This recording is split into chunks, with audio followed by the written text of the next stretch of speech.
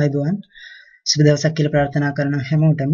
අද මම මේ වීඩියෝ එකේදී බලාපොරොත්තු වෙන්නේ ඔයාලට වෙබ්සයිට් එකක් හඳුන්වලා දෙන්න.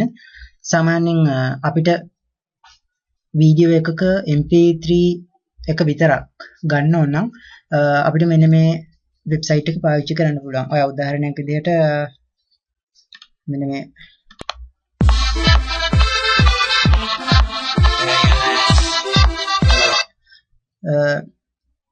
මේ වීඩියෝ එකක් විදිහට දෙන්නේ මේක.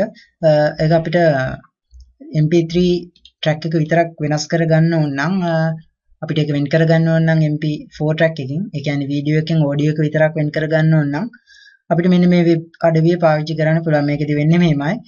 අපිට ඕනම වර්ගයක වීඩියෝ එකකින් ඔඩියෝ track එක MP3 track එක වෙන් කරලා ගන්න මේ වෙබ්සයිට් එකෙන් පුළුවන්. වෙබ්සයිට් එකට එන්න මම URL එක පහලින් දාලා තියෙන්නේ. අවහම මෙන්න මේ වගේ page එකක් තමයි දකින්න පුළුවන්. මේක onlineconvert.com කියලා කියන්නේ. මේකට එන්න browse කරන්න. ඔයාලට ඕනේ වීඩියෝ එක තෝරන්න.